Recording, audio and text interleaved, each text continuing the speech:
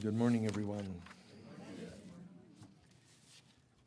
What topics would you like me to cover today?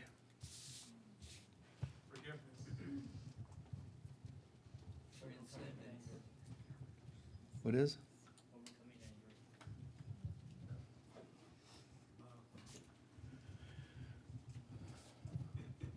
Spiritual barometer. Remembrance. Courage and surrender. Okay. Archangel Raphael. Okay, thanks.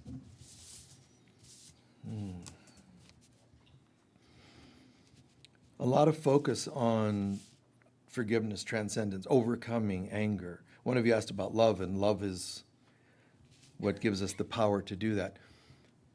Human beings, when we're in our early stages of development, we just feel hopeless.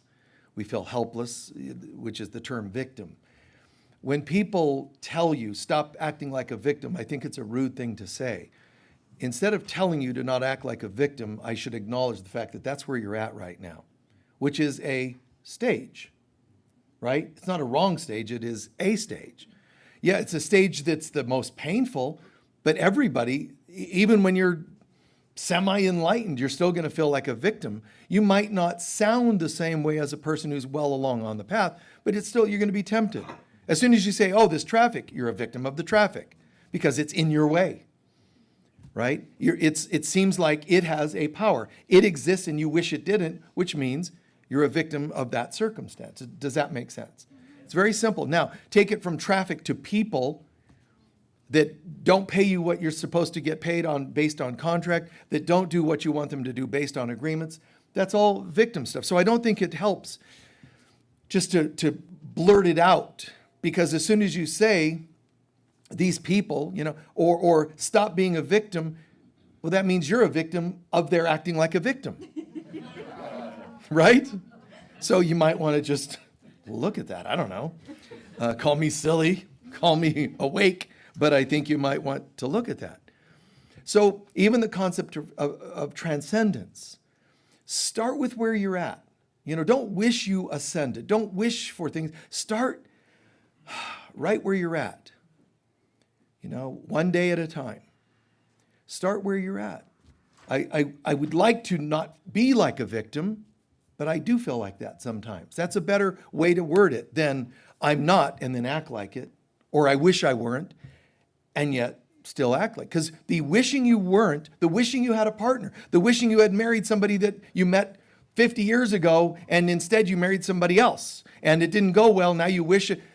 The wishing, that's not mastery, that's not God. The fact that you wish for something means you're a victim, or else you wouldn't be wishing for something else. When you're awake, you don't wish, you will, you choose. You become awake. More and more people, just a quick segue that I can see happening in the world, when it comes to jobs, more and more of us, please, more and more of you need to think in terms of you being an independent contractor. Move away from the concept of employee, which is not bad. I'm not saying if you're an employee, you got to go give notice. I'm just saying that shift in here first. I'm an independent contractor. I don't care if you clean toilets. I don't care if you paint. You're an independent contractor. Switch it in here so that you're becoming something rather than a victim of. Step into the ownership of it. You see? It doesn't matter. You wash windows, you're an independent contractor. You don't just work for a company. Even get this adjusted in your mind. Even if you work for a corporation and they see you as an employee, in here, start thinking of yourself as an independent contractor. On that note, let's just switch that into relationships. When you meet people, instead of, hi, I'm an Aquarius, try, hi, I'm an independent contractor. I do relationships as an independent contractor. You see? Isn't that amazing? Some of you are like, I can never get away with that. Try it. Interdependent. I'm an independent contractor, which means if I'm hired to wash windows for somebody as an independent contractor, at any time I can say I'm done. And I have 50 other people I can work for. It's wonderful. Do the same thing with relationships. Say basically, if this goes into unhealthiness, I'm not doing it. Get to a, you like that, huh? Yeah. This is the first time that occurred to you, huh? I know. But think about it like from a place of interdependence. I'm awake. That's part of what Siddhartha Gautama Buddha says. I'm awake. Are you the savior of the world? Are you the coming Christ predicted by some cultures? No. I'm just awake. That's beautiful. That means I'm interdependent. I'm a complete ecosystem, not ecosystem, ecosystem within myself. You see? I can see when storms are coming and I know where they come from, my mind. Everything is reflecting me. Everything is a mirror. All relationships are a mirror. People still are so linear on this planet that they think in terms of people you like and people you don't like. Or more extreme, people you love, people you hate. And none of that exists in God. And we're all talking, there's a lot of buzz, people, oh man, we're moving into a fifth dimension. You don't move into a fifth dimension while you still have people you love and people you hate. Or like and dislike. Fifth dimensionality means you have to have had an awakening and become interdependent. The transcendence doesn't come from luck. It's a consciousness. And the consciousness of transcendence, the consciousness of ascension, has to be a consciousness that you own within yourself. You can't wish for it. Oh, I wish I would have ascended in this lifetime. Who is that helping? Why even bother? I wish. I wish when I was 5, I would have had one more bite of that ice cream. How is that doing anything for you today? Wishing creates leaks in your energy field. Good healers, if they're great, not just good, great energy healers, should be working more with that terminology instead of just, well, there's this energy thing. And think in terms of leaks. Shamanic work should be leaks. Cut cords means patch leaks. Where do you think the cords are going? You're not just like a porcupine. Yeah, you got this energy shooting from your system. Well, yeah, that's nice. It's natural to have if you're healthy, a good auric field that shines. But when some of those beams of light are actually cords that plug into other people, that pull on those cords when they don't, they're not happy with you and they pull on it and keep you unstable, that whole concept, when somebody talks about themselves or other people, he's beside himself. You're right? That the figure of speech, you're beside yourself, means you are dissociated. I was so upset I was beside myself. That phrase means I'm disconnected, I'm not here. And cords, they pull you like puppeteers. People pulling and pushing and what they want from you. And if they don't get it, they're unhappy with you. And then what can I do to get your love back? Your approval. That's not an independent contractor, which is fine. You're an employee, a romantic employee, a family employee, and you are under their jurisdiction. That's it. I wonder if I can ever retire. No, you can't retire if this is what you're stuck into. And even employers that have enough of accords from you, contracts from you, your own doubts and leaks and issues, they can come back in other lifetimes and snap their finger and call you to them again. One lifetime they work for you in the military, another lifetime in a corporation, another lifetime it's just in your family household. You're changing the names, but basically it's all the same. Interdependent. I'm awake. Snip, snip, snip, snip, snip, snip, snip, snip. Wow, this is interesting. I feel so much more complete and full with less effort. Finances become easier with less effort. How could that be? Because it's not being sucked out of me by psychic vampires called mom, dad, partner, ex, or whomever, your children, whomever. You just stand interdependent. Now, there's bad news to that. Most people don't want you to become interdependent. Most people don't want you to become independent contractors. See, because then they can't control you as much. And I'm not pushing conspiracy stories about the world that controls it. It does what it's going to do. This is its game. The world, as we see it, is a world based on fear and ego. So what could be a divine ecosystem becomes an ecosystem. And the ecosystem has no intention of us waking up. That's not very helpful. It's okay. It's not very helpful. You see? It's like, well, wait, where did you go? I'm pushing buttons and you're not reacting. You see? And it's like, well, yeah, because I'm awake now. Kind of like a matrix concept. I'm awake. Now I know the matrix is a game. Sadly, it's one that everybody is hypnotically in a trance to believe in. And it's very challenging to break out of it, because when you break out of it, you don't know really what to do. And here's what happens. When you become interdependent, you start to feel one of the downsides is a little lonely. Right?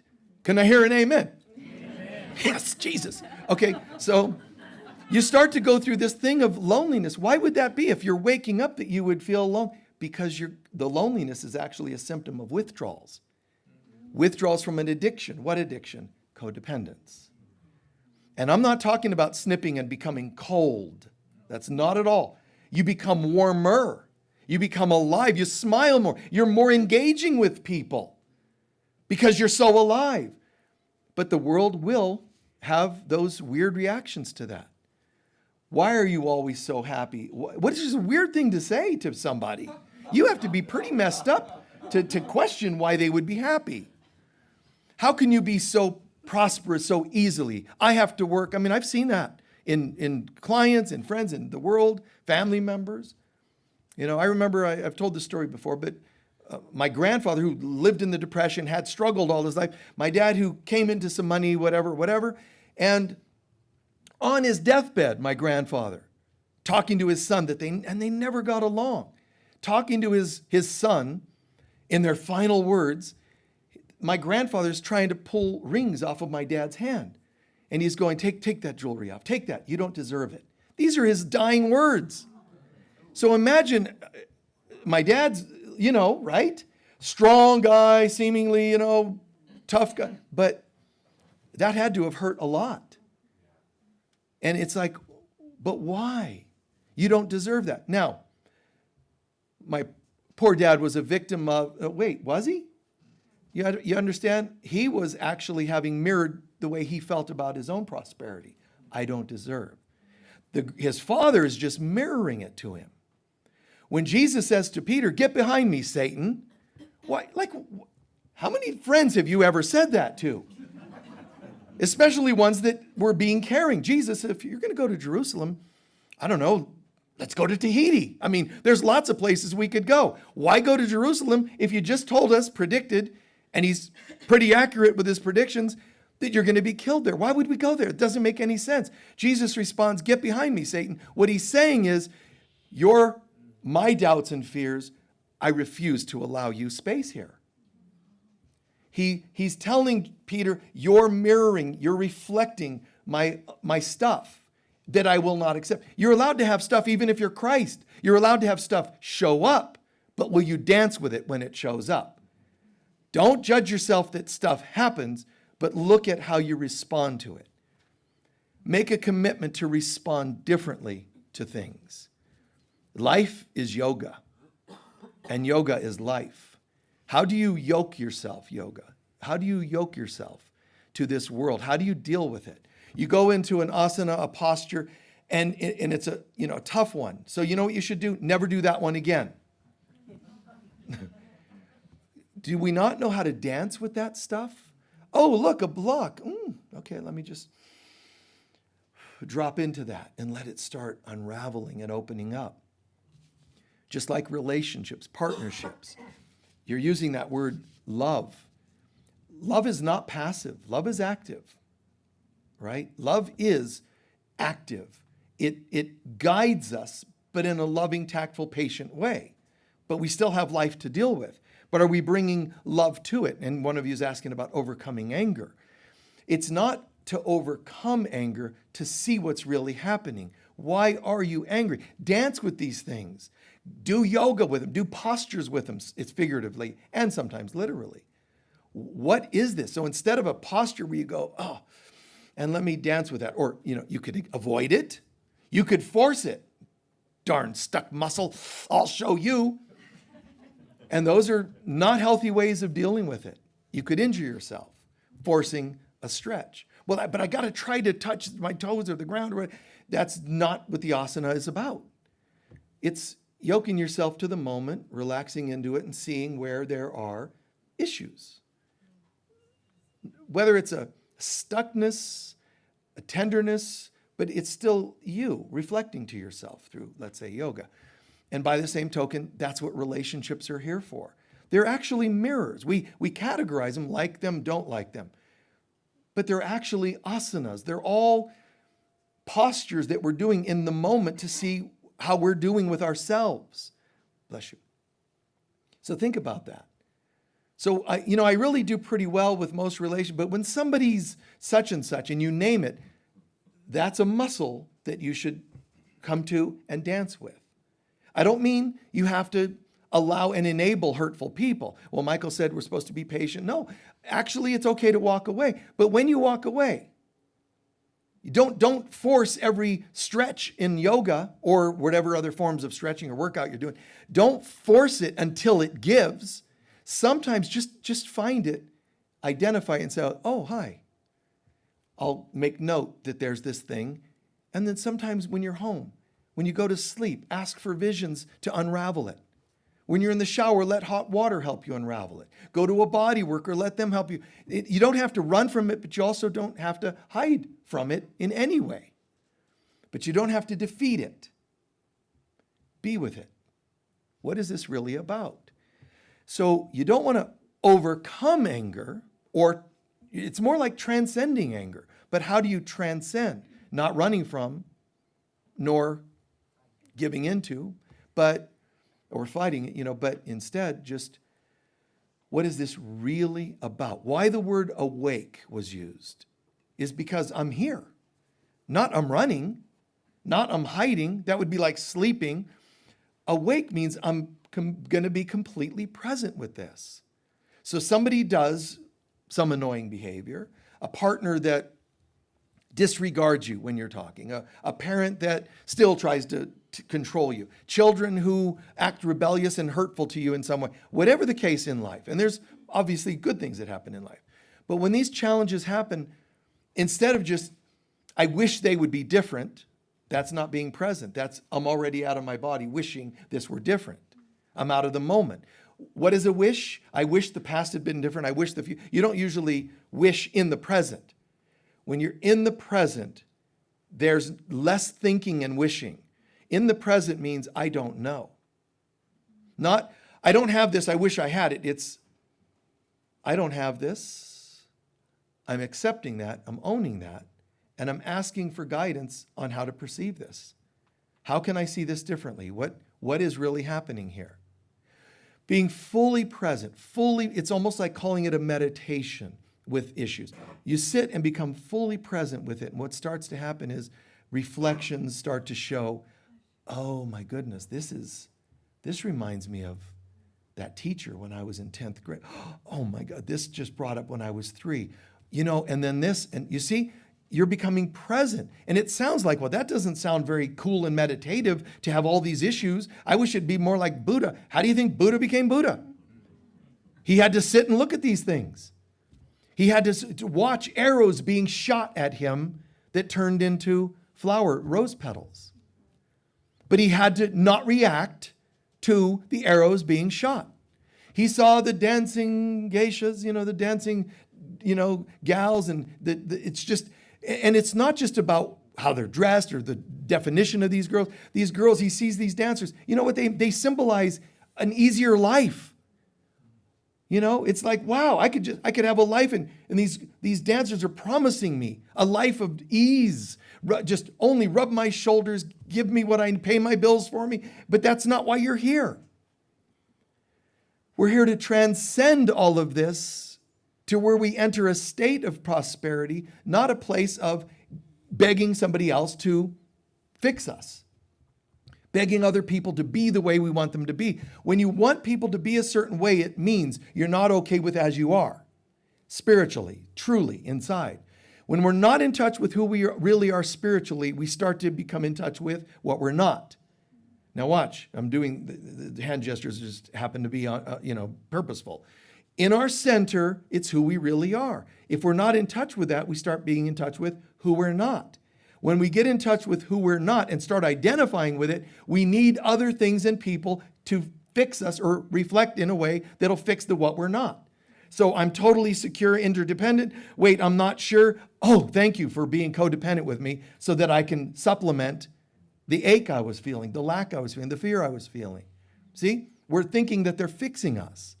So what's going to happen is, this isn't going to be easy, I'm telling myself, but we're going to go that terrible path of looking within. And when you look within, you don't hear like, oh, angel harm. You hear, oh my God, don't you dare. After all, there was that kitten that you sent to the shelter. You know that there were kids you could have done better with. Your parents and this and that person didn't like. And when your dad was dying, he said, take off those rings. You don't deserve. There's all this stuff. Go back to, I'm just going to hire people psychically to enter my life, and I'll call them, I like you if you do what I want.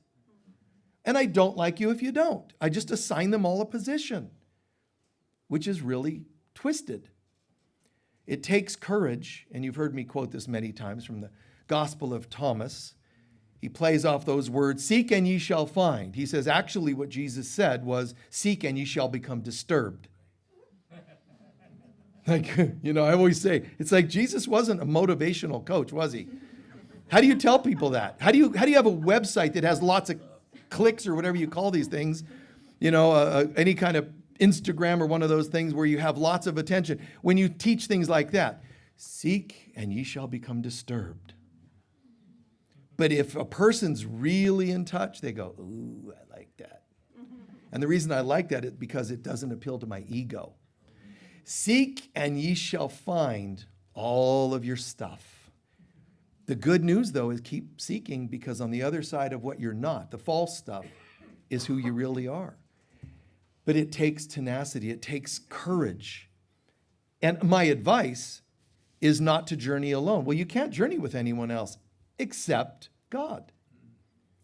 So I know that people can't die and go to the other side with you. You die alone. Even if they put your cute little graves next to each other, and arrows on their tombstones, I'm with him, I mean, if you're that codependent, okay. But even if you do that, you die, you're on the other side. You might even see the souls of other people, but it's your journey. If you die with regrets, shames, guilt, hidden little secret whatevers, you have to face those. It's not like your partner's allowed to go, listen, I can vouch for them, we're good. Everybody has to face themselves. You have to turn from what you thought was your life to an inner life. And it isn't one of coldness, but it takes courage to look at ourselves, to start taking greater responsibility. And it's not just about taking responsibility like that's a bummer, like, oh yeah, I'm on the spiritual path, can you tell? I look exhausted and sad and lonely. But that's what monks did. That's what priests did. That's what all kinds of people did. We vowed our life to God. We're vowing to work at temples. And these people looked miserable. And they were miserable. That's why they put women to death for witchcraft.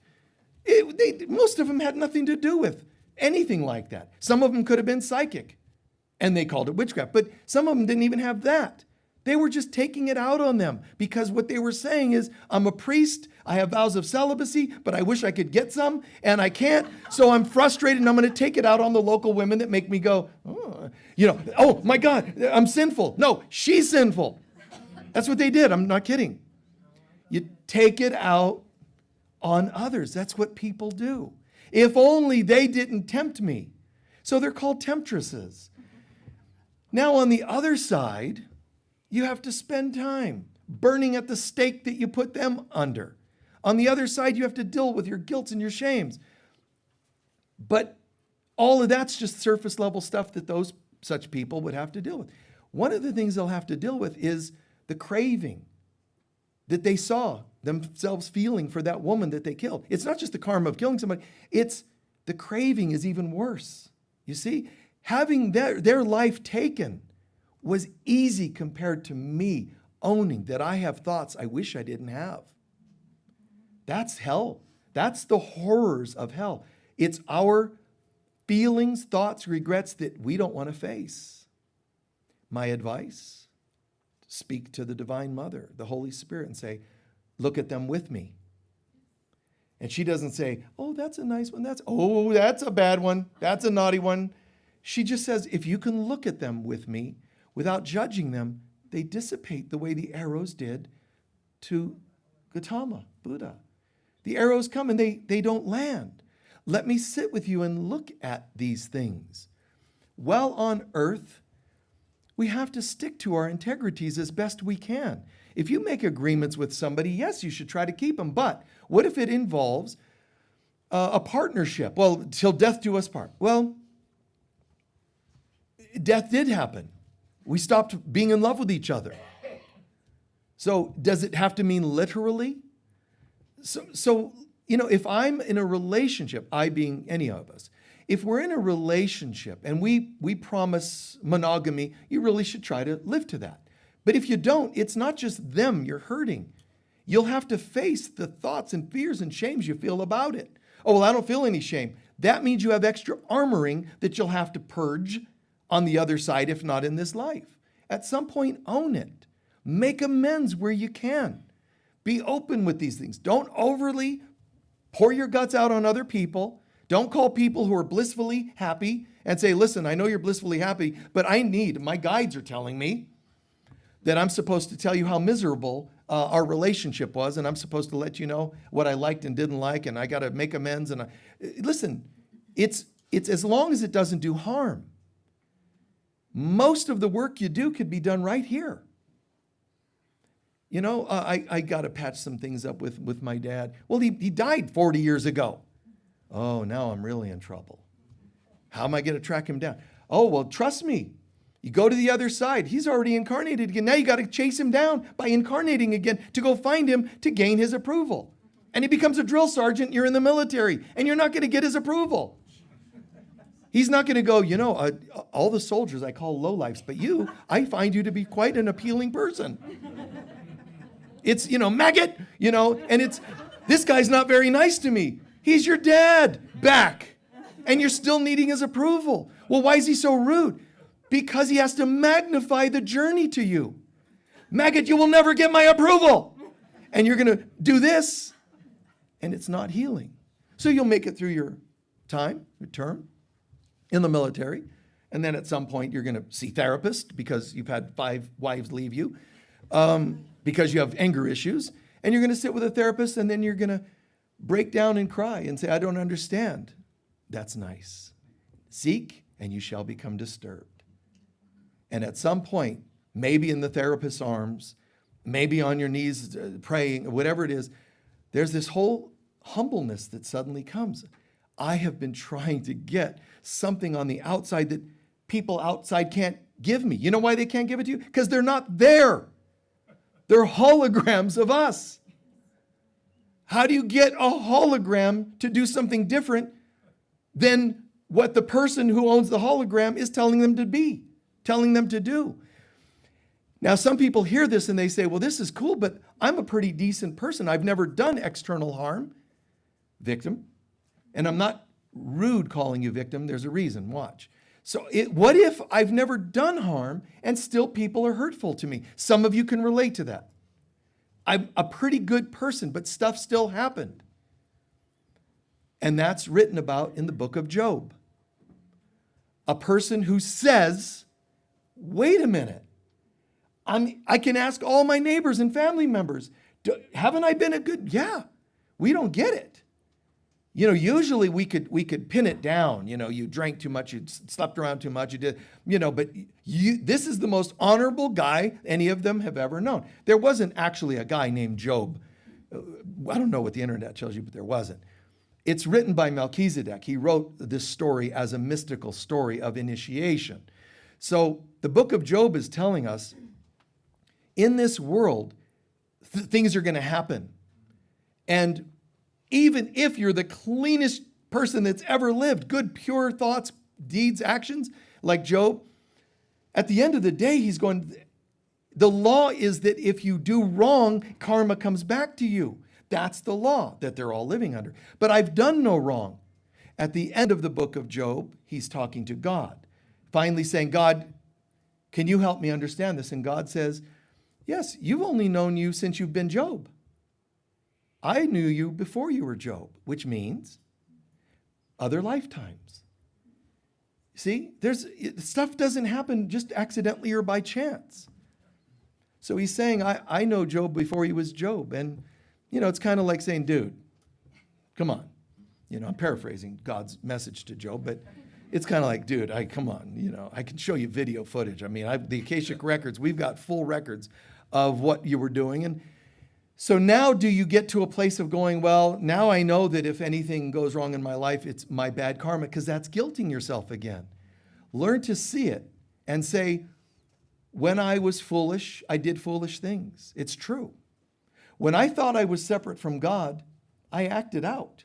When I thought I was separate from God, people acted out on me. And you know what? It really makes sense. That's what you say to yourself. Even if horrible things happen, you can say, but it makes sense that children of God who think they're separate from love would have some pretty dramatic things happen. Yeah, but why? And go ahead and keep asking, and it's going to come back to the same answer. I'm not saying don't ask. Sometimes that's what you feel you need to do. But at the end of the day, I ask, and it's going to always come back eventually to, because this is what I or we create. You mean we consciously thought that we should have a second world war, etc.? No. Even not thinking love attracts hate. See? Just even not thinking God, you're attracting ego automatically, because that's the contract that we've created. We've signed it. We can't actually create that there is no God. That can't be changed. There's God, and we're made in God's image. We can't change who we really are, but we can make believe. We can act it out as if. You can have a child in your life, genetically your child, and yet it could make believe that it's living on another planet. It can make believe that, it's a character from history. There they go, riding on a broom. Mom, look, I'm a sorceress from the 12th century, or whatever. And she goes riding by, he goes riding by. That's in their imagination. But when that's done, they put the broom down, they sit at the table and eat with their family again. Whether you want to call that more extreme version, you could call the more extreme version the prodigal son story. At the end of the day, you can't change who you are. Most of our life, especially when we don't step up and take responsibility, it means I want this to drag on for another day, lifetime, 10 lifetimes. Not taking responsibility is a subconscious, a passive-aggressive way of saying, I want to drag this out even longer. As soon as you step up and say, okay, what is this mirroring to me so that I can give that to God? You're changing time. You're entering a time warp. You're entering a miracle bubble where you could release 5 lifetimes of karma that you were going to be facing all in one moment of, this is me. Get behind me, Satan. Get behind me. I see these reflections of fear of myself. And learn to let them go. Choose again. Not overcome, choose to release them. So if somebody ever comes to mind, it feels like there's a dynamic of tension that might be karmic. Well, maybe it's karmic because you lived with them and there's karma there. It could be they remind you of somebody earlier in your life. That's still a karmic connection, like a contract where they're playing out somebody from the past. It could even be past life related. Same thing. The answer should be to all of them. It's time to let you go. Honestly, it's time to let you go. Now, if we say, I'm going to let you go, meaning I wish this hadn't happened, I wish this wasn't still going on in our life, not because you wish it, you become awake. I have no interest in this. What if they owe you from another lifetime $1 billion? That it'd be nice to cash in on that debt this lifetime. Oh, wouldn't that be cool? What if God appeared to you and says, listen, there's somebody that owes you $1 billion from other lifetimes. And if you want, snap your fingers and you can cash it and it'll come back to you. But then you'll be subject to it. You'll be caught in it. I want the billion. And so it is. Or you can say, if I let go of the billion, you let go of them too, and all the karma, and yet your finances don't change. Do you have the courage to say, I'll take that one? It takes a lot. Because deep down, we want something from people. We want romance from them. We want revenge. We want money. There's this wanting, but where is the wanting coming from? Where is it coming from? It's coming from an emptiness. If we perceive ourselves to be broken, empty, flawed, we need someone to fix it. But no one here can fix it because they're not there. They're just like prisms. The light of God enters this realm that we co-created, and it refracted into light that we call people. The light refracted into red, orange, yellow. So most of the people we look at are the effect of a prism. And most of them are red, by the way. You meet a few oranges, a couple yellows here and there, very few greens, and almost no indigos, violets, and so on. Because the world is primarily dense, which is the red color tone, the 3D world. And so this is what we've brought ourselves to. It's the refractions of light. But technically, behind every one of those refractions, red, orange, yellow, green, blue, indigo, violet, every one of them is pure light, but you can't see it. So when you look at anyone in this room and beyond, on the streets, the most vulgar behaviors, you're going to see red. Some of it is dark red.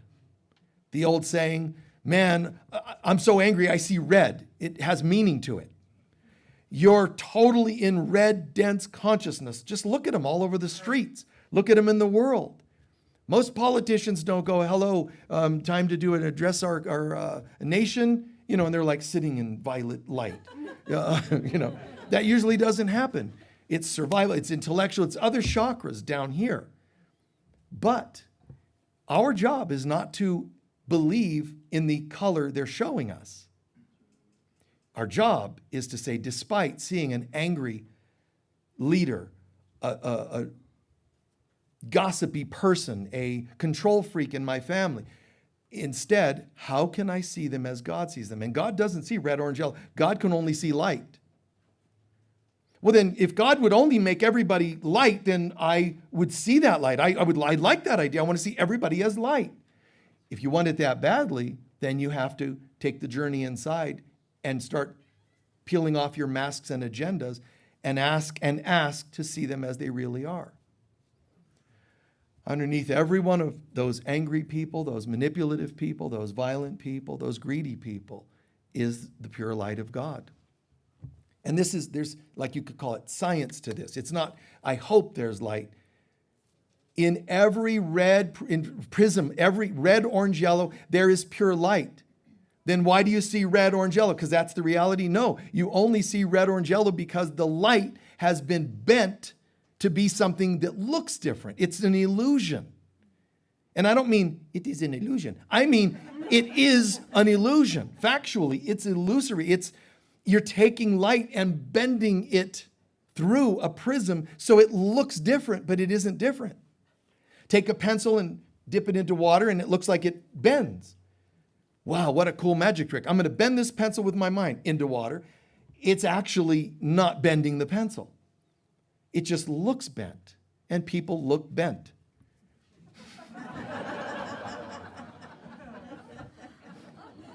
What are you going to do? One of you asking about courage. That's what it's about. There's no thing you do on this planet that takes greater courage than looking at yourself. I mean, whether your fear skydiving or whatever, your phobias as well as, any kind of fear, psychological, emotional, physical, whatever it is, none of them compare to the fear of going within and seeing ourselves. Now, I can prove that without seeming proved to you. And that is the reason I see many of them instead of one, the presence of God in all. The reason I see many people, some I like, some I don't, variations, tall, short, fat, skinny, black, white, whatever, all those things. The reason I see them is because of how little I want to look at myself. Yeah, that's what happens. The more people I see refracted, well, the world takes all kinds of people. No, it doesn't. It takes one. I like the idea of it being many. Let's just accept each other. Let's accept our variations. The more we come up with new labels to accept, it's actually refracting more people out there. Don't, get behind me, Satan.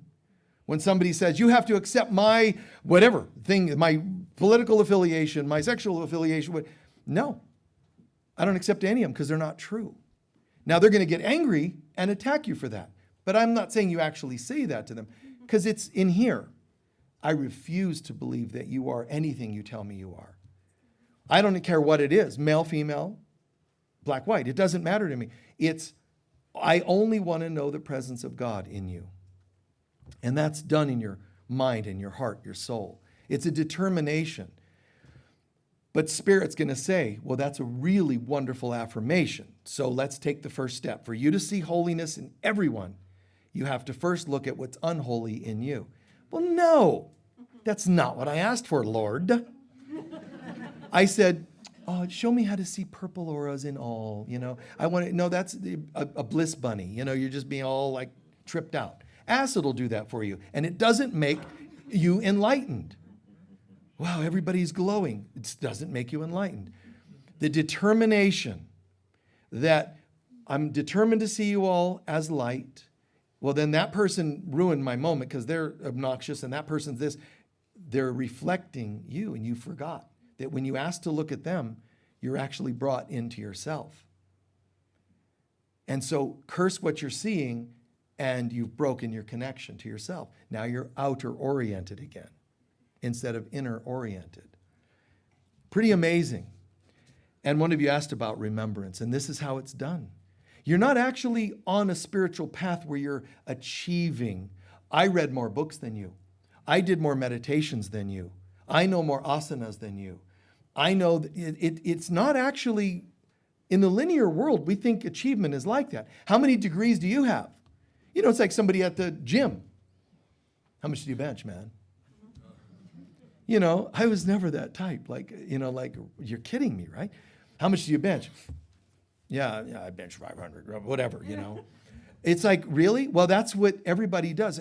How, even on the spiritual path? How long have you been on the spiritual path? How many, do you do this? Do you have this skill? I know nothing but what the Holy Spirit is asking me to know today. You see, it's not a competition. We're remembering.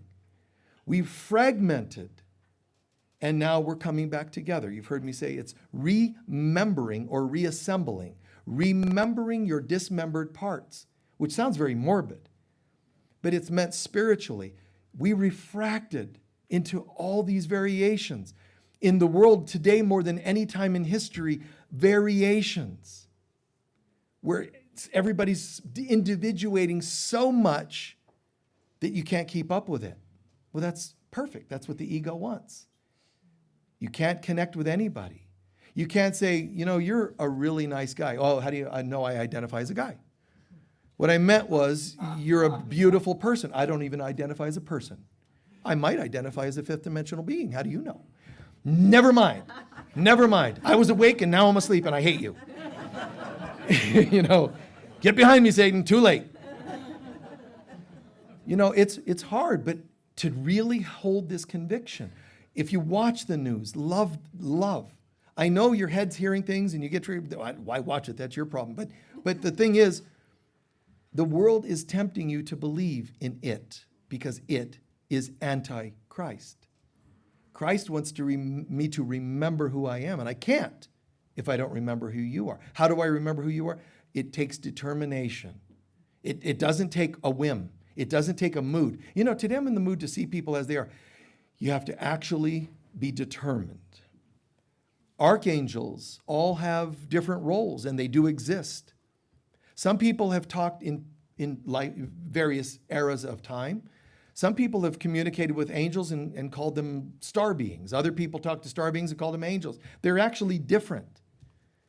We have the presence of God, the Holy Spirit of God. That's the highest consciousness.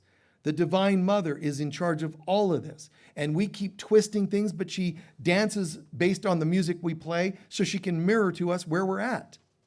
That's all. She's mirroring to us how we're doing and not doing in her infinite patience. However, in all of this, there are more things in heaven and earth that are dreamt of in all your philosophies and sciences and beliefs and opinions. There is more. It's all there. It's all true. There's the people of UFO interest. Some of them teach. It was never none of these other things. There is no God. There's just biological beings that are more advanced because they're in a little tunnel vision looking at one little tile in a whole, universe, and defining the universe by that one little tile that they're staring at, slide that they're staring at. We have God. We seem to have separated. Yes, all the primary creator gods, the Elohim and so on, other names for it, are there. Whether it's in Japan or China or Africa, there's this understanding that there are these initial beings that became the prisms through which all life refracted. And the first things that come after them are called creator gods. They existed and they still exist, some of them not as well as others. But there's creator gods that we call gods and goddesses of ancient mythology. But it's not really the humanistic versions. These are beings that are as large as a solar system, for example. These are creator gods. They're powerful. And at one time we worshiped these gods, and some of them did fine by us, and some of them did not. So the book of Enoch describes some of these beings raising themselves, saying, now that we're being worshiped by the lesser beings, this feels pretty good, and made themselves gods to be worshiped. And they were supposed to be watchers because they were beings to watch over us, and they didn't.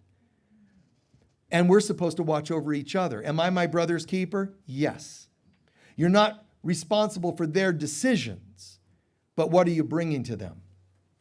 Bring to them conflict, they react to it, you are participating, and you are partly responsible for that. So these creator gods, angels, another group here, then light beings, interdimensional beings that chose to be almost like half angelic, yet in a way humanoid. And there are those Arcturians and Syrians and so on. Beautiful. And then down and down and down to demigods, and then eventually mortals. And mortals are trying to find their way. But ignorance is not the way this whole chart ends in a good story. It doesn't end well until we wake up. Well, you can pray to one of those gods. You can pray to those light beings. They're just light beings. They're just higher dimensional. They're in this with us. But they're watchers. They're here to watch over you. And there are also malevolent, alien, more the reptilian gray and all, alien. There are some malevolent ones. And malevolent humans. And malevolent spirits called demons. All of this exists in this wild pull-down chart we call the universe and all its multidimensionality. So how do we deal with this? This is why we were told there's going to be barriers between dimensions in the book of Genesis, because this is too much for the average person. You can't even get along with the person living with you, and you want to know about all the dimensions? Start with the person next to you. Well, I would if they weren't such a jerk. Wow.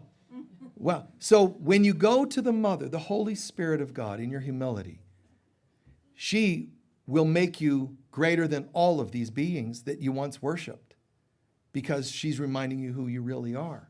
By going to God, you become God. If all you focus on is the victimization of reptilian beings, that's where your consciousness is going to be at now, living in fear, sadly. I understand why it feels that way. I understand the hurt and so on, but where do you want to go with it? So all of us, choose God. Go to God as your source of everything. That's what Job was told as well. Go to God. Go to God and ask God to speak through your speakers. Ask God to speak through the music you choose to listen to. Ask God to speak through your psychics. Ask God to come into everything. Ask God to come through your counselor. Well, my counselor doesn't really believe it. Ask God to come through anyway. I've seen this many times. By my choosing to say, I'm choosing the presence of God, I've seen musicians go, what was that? Musicians that didn't believe in spirit and so on, something happened through them. And you don't have to go, well, that was God, you should have known. No, you just, that's where they're at. When they want to say, what was that? I would ask, do you want to know? I wouldn't just say, well, of course it was God. No, do you want to know? Well, here's what happens. We've had musicians that have come, well-acclaimed musicians in the world, have come to this stage, played and went, that was, what was that? You know, because they play as musicians, but they step up here, and the intention of this stage, this room, this building, this property is to be a vortex of God presence. So when you step into it and surrender to it, magical things can happen. The most effortless, this, that, whatever it happens to be. If you're a counselor, if you're a mom, a dad, make your homes a place that angels would seek to dwell. When you're a counselor, don't just counsel. Call in this presence and let your counseling go to another level. You become, not in arrogance, a humble messenger of the Holy Spirit, the Divine Mother. You see, just surrender to it. Even as a parent, surrender to it. Let her help you and guide you in how to parent. In the old days, we said, I have to go and talk to the God of parenting. Oh, wait, now I have to talk to the God of tent building. Now I need to go talk to the God of how to make butter. You know, all these fragments. Just go to the Holy Spirit, because whether you believe in all these gods and being light beings and all, they're all the mother anyway. But they're just little fragments of her presence. So just practice more and more and more. Go home. Go to the divine. Ask for the greatest that can come through you to come through you. It'll change the book you're writing. It'll change everything. And it's fantastic. Archangel Michael does exist, but it's not what you see in gift cards. And it's not just, some people are like, oh, I got to get myself a gift card with Archangel Michael or a painting. And you find one where he looks handsome. He doesn't feel very handsome. When you call in Archangel Michael, he doesn't, oh, I want to make sure you like the way I look. First, you probably won't even see him, but you will find yourself annoyed. Why? Because when you seek, you will become disturbed. So when you call in Archangel Michael, he doesn't go, hello, beloved, how can I honor you and serve you today? Would you like me to manifest no traffic on the road today? No. And then you just see this angel just whack with a sword. All these cars are flying up. Anyway. When you call in Archangel Michael, what he does is, I am Archangel Michael, known by many talents and traits, but my primary gift to the world is I am the keeper of the way. The way is Christ consciousness, but I am the guardian of the way. You call me into your life, and it means I'm going to start cutting away anything that isn't Christy enough. And that becomes inconvenient to egos. Well, wait, I thought that by calling you in, you were going to give me the power to get that raise at work. And Archangel Michael's going, no, you misunderstood. I got you the job. I got rid of it. Your joblessness is part of my work. Well, that doesn't sound very good. Oh, it's great. As soon as you sit through the dark night of this moment, and on the other side, we have an actual soul's purpose waiting for you. But if you're busy complaining about the job I cut away, the partners I cut away, whatever it is, your parents, your children, whatever's cut out of your life, this is the way of Archangel Michael, so be careful what you ask for. Make sense? Yes. All right. Please take a few centering breaths. Take your time with it.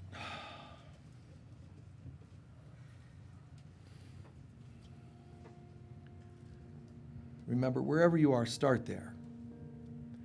I wish I would have gotten on the path sooner. It doesn't matter. Start now. I still wish I knew more about forgiveness. You do. Forgive yourself for not knowing more about forgiveness. Accept your successes and your failures. Just sit with them. Don't become proud of the successes, shamed at the failure. Just sit. Peace, peace.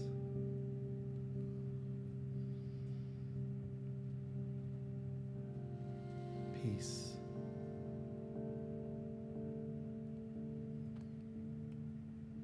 We call the Holy Spirit of God into our consciousness. Gift us with the courage, the strength, the ability to shift from our outer life of successes and failures. Turn us within. Behind successes and failures are images of our ego that thrives on failures and false successes. Look at pridefulness. Look at fear. Look at neediness. Whatever comes to mind, whatever she shows you, it's right to look at it. The purpose of doing the exercise doesn't mean this is our goal, these dark places. It's not our goal. It's part of the journey. Living off of the successes and failures is part of the journey for those who are asleep. Turning within and looking at the causes, the thing that thrives on successes and failures, that creature inside, that means we're starting to wake up. What if we drop all the successes and failures, all of the needs inside to have those, to have the successes and blame the failures? What if behind that is the pure light of God? And the light of God is the presence of peace, love, joy, oneness, absolute tranquility, bliss. Let's go to that place deep inside. Let's go there.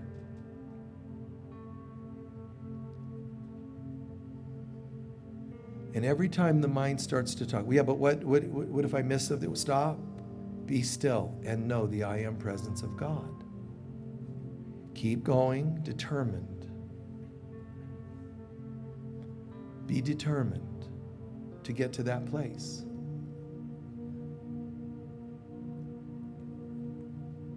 I am determined to know God. Peace, be still and know the I am presence of God.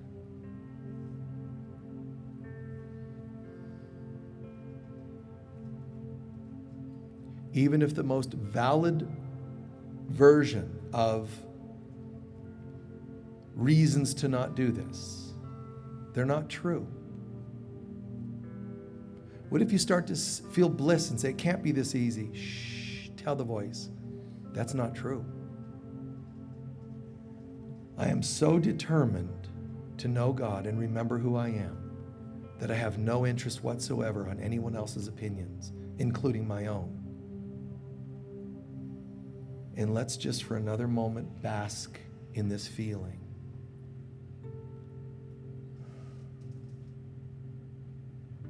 Breathe in and hear the words, I am. And whatever feeling you're feeling, say, this feeling. And just own that quietly in your mind. I am this feeling. Peace, for example. I am this feeling of peace. I am this feeling of oneness. Say it in your mind with conviction, yet calmness, certainty.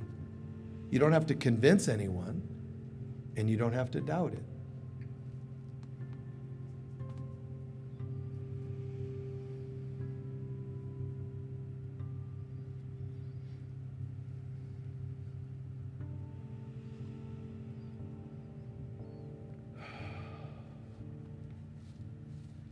And quietly begin to give thanks. The giving thanks means you're owning this is so. This is permanent. Even if 10 minutes from now I lose sight of it, it has no effect on the realness of this. This is real. This is what it's all really about. God is really here. I am as God. Deserving, awake, capable.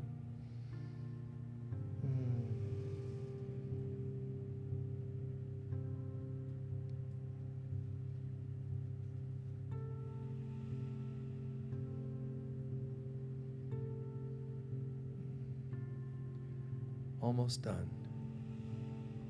Become aware of anyone next to you that's sitting alone. Don't let them sit alone. Scoot next to them and just hold their hand or reach over and hold. If some of you are having tears, there's tissue in front of you, but just hang in there. I refuse to let anyone be alone.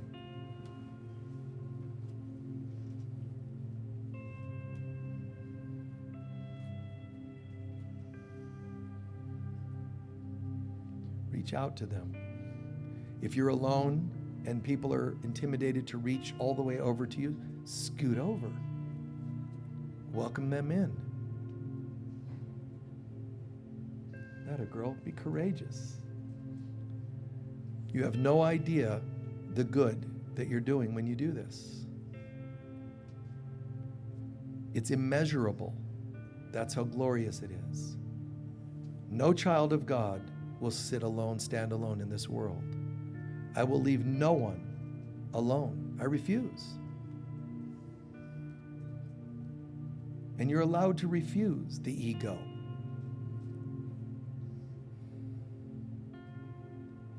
Because we're not alone. The hand gesture is just a symbol in our consciousness. We are not alone. And we give thanks in this moment, Father, Mother, God, for this glorious reminder of our oneness, fellowship, friendship, love.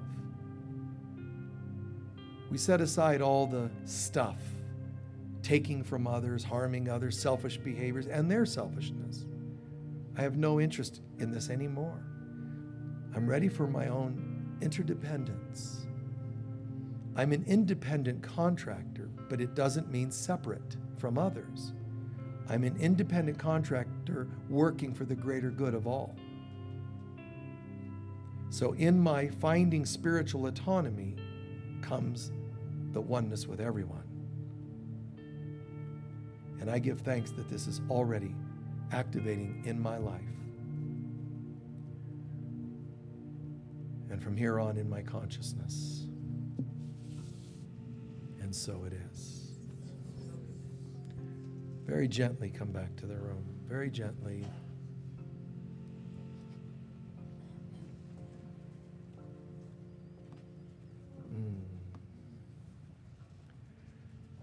Thank you. I think we addressed most of the requests, hopefully so. Anyone can share? We're going to do our closing prayer in a moment. Can anyone between now and then share what you're feeling, what you got from the message today, what you got from the meditation today, whatever it happens to be, what you learned, what you're feeling, etc. Yes? Practice without shame. Practice without shame. Nice. Living, thriving without, yes. I'm an independent contractor and we can help each other. Yes. I'm an independent contractor, but how can we help each other? You know, like, how can I be helpful today? That's a miracle worker. How could I be a miracle worker if I'm codependent? As soon as I start to work healing and miracles in relations, I'm already shifting into becoming more of an independent contractor. It's amazing. But independent contractor, don't misinterpret the word. Independent, cold, shut off, disconnected. Independent contractor with an absolute willingness to recognize our oneness with all. It's kind of seems like a bit of a paradox. Independent contractor who's one with everyone. Well, how independent is that? It's all in the intention of interdependence with no evil, no ego allowed to pull me down and ruin the moments of my life. Independent contractor, a willingness to be responsible and see that others are a mirror and so on. Even when people seem to mirror things that you can't relate to, doesn't mean they're not a mirror. Just don't take it so literally. You could say, I have a neighbor who is single, no children, alcoholic, and you can say, but I'm partnered, I have children, and I've never had a drink. How could they be mirroring? Because you're taking it too literally. It could be, and they're annoying. It could be, and they're impatient. It could be some other quality about them that is mirrored to you. It could even be your arrogance to think that, you're better than them because you don't drink and they do. Whatever, you just watch. Just let Spirit guide you in and look at what these things are mirroring. When you peel these off, it's amazing. So interdependence means I've cut the cords and peeled off all the toxicity. You see? That's what interdependence and independent contractor means. I'm peeling away the garbage. Now I'm awake, and now from this light, I can embrace all. Make sense? Good. Anyone else? Yes, dear. Taking responsibility, what is this mirroring to me that I can give to God? Taking responsibility. What does this mirror to me that I can give to God? Absolutely, yes. The more labels that I need, it's like I need to see so many in front of me, so many distractions is like representing how little I want to go within myself. Yeah. The more people and labels you create, and the more these people out here want you to go by their labels, and you buy into it, the more fragmented you become. It's really terrible. I wish people wouldn't do that. They all make me fragment them. See, but that's the victim of them making you fragment them. So stop. No, because the more I buy into fragmenting you, whether it's me doing it or other people coaxing me, the more I buy into this, the more I'm wanting to fragment myself. And it's not always easy. I had children, I still have children, but they were once little. So I had children, and when they were growing up, they still ended up needing therapy. And I remember one of them telling me, well, I talked to a counselor today, and how did that go? Well, I was telling them about some things. And so I would say to them, you're my favorite oldest child. You're my favorite youngest child. You're my favorite middle child. You see, they couldn't get that thing, I want to be your favorite child. You are. And you'd see this ego calmness over them. Am I? Yes. You're my favorite oldest child. And there's just always this, they just couldn't get it, from me. So, whatever. It's all fun. But, or one of them was saying, I was telling my therapist, things I do. And you taught us, like, when you would feed us, you would, count, like, here's 4 potato chips for you, here's 4 for you, to be equal. And she took it as an obsessive thing. Only have 4. No wire hangers, or, like it was some really creepy thing. I just wanted them to understand. I love you all equal. And it was beautiful. But how other people interpret your intention is different. Everyone sees a Jewish saying, an old Jewish saying. You don't see things as they are, you see things as you are.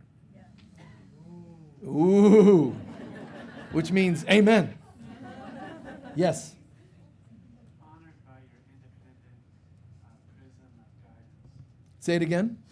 Honored by your independent prism of guidance. Thank you. You're honored by my independent prism of guidance. Thank you. And we're all in this, man. It's just so beautiful. It's just decision making. That's all.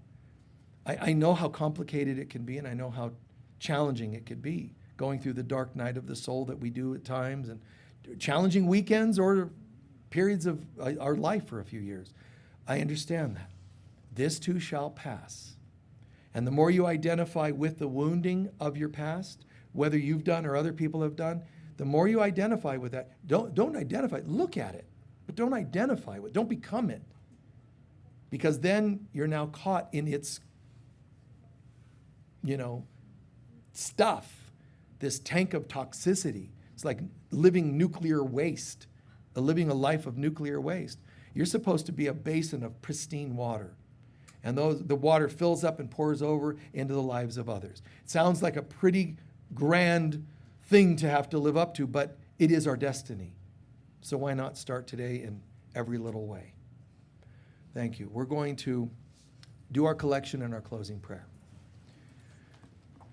They're going to pass around these bags, and those are for your donations and love offerings.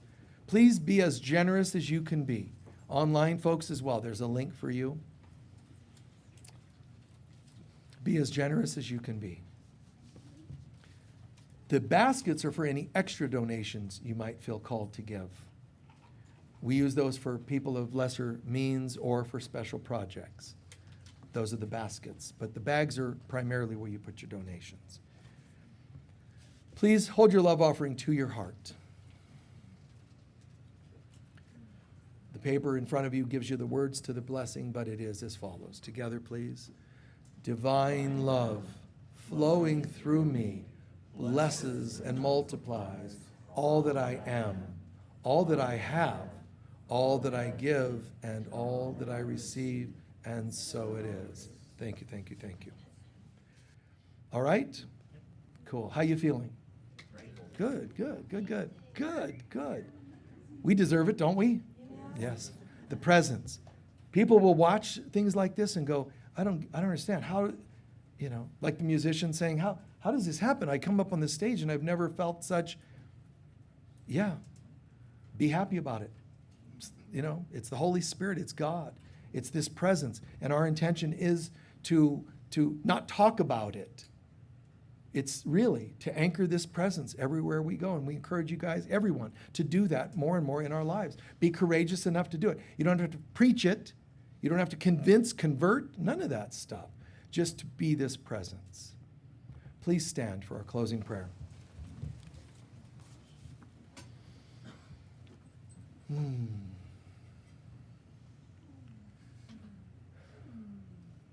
Something that's popping into my mind as I'm looking at you all, and folks online to you as well, honestly. If you had even one epiphany in this hour we're together, one epiphany, one aha, one insight, one healing, it's amazing to me because, first of all, it means in you, the veil was thinned in terms of your direct contact with God. Has nothing to do with who's speaking. You had an experience. Sit and own that. Breathe that in. Why even bother fighting it? But if you do, look at that. But how cool. Now, if that's true, and I assure you it is, that any epiphany meant more divine, direct connection, it means also another child of God had that. And a child of God is part of a group of children of God. And it means you're affecting the whole collective. And then when a bunch of us are having these epiphanies, wow, we're making a difference. My little portal opening going wow becomes ours going wow, and this room and these grounds, this property, and then how far do you take it? But the greater it is opening, the more it's becoming a vortex of direct light, direct presence,